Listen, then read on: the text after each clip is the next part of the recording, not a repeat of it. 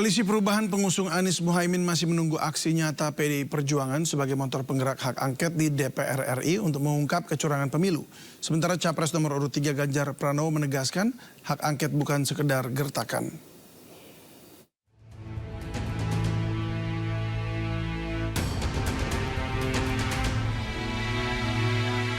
Penggunaan hak angket di DPR untuk mengungkap dugaan kecurangan pemilu 2024 terus mengemuka. Rencana ini mulanya didorong oleh calon presiden nomor urut 3 Ganjar Pranowo yang merupakan kader PDI Perjuangan. Ganjar dan parpol koalisinya kemudian menjajaki komunikasi dengan kubu Capres nomor urut 1, Anies Baswedan, Muhaimin Iskandar. Bak gayung bersambut dalam kekecewaan yang sama di tengah hasil quick count, kubu Anies Muhaimin pun menghendaki hal yang serupa.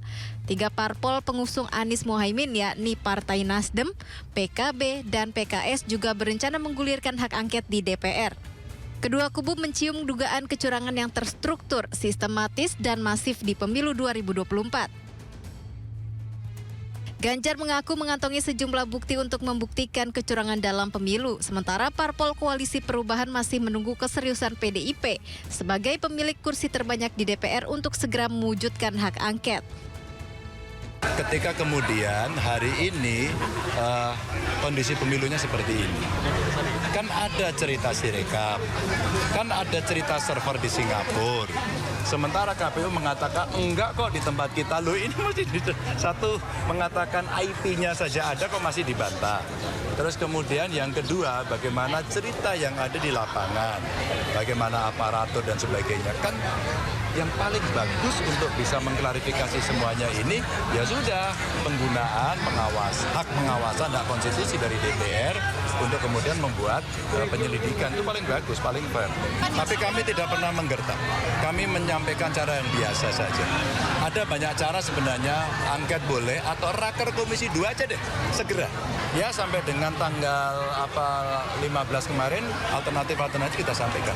Saya kira kita kompak juga. Akan menunggu apa yang dilakukan oleh PDI untuk mengajukan angket, ya. Kami sangat mendukung, sangat senang, ya. Kalau ada yang melangkah begitu, kita ada di belakangnya, kita siap, kita akan mengawal, kita akan cek sampai ke detail-detailnya, ya. Dan saya yakin pertemuan ini akan berlanjut. Hak angket adalah salah satu hak yang dimiliki DPR untuk menyelidiki pelaksanaan undang-undang atau kebijakan pemerintah yang menyangkut hal penting, strategis, dan berdampak besar bagi bangsa, negara, dan rakyat. Meski hak angket tak bisa serta-merta mengubah hasil pemilu, namun hak angket diharapkan bakal membuktikan adanya praktik lancung dalam pemilu.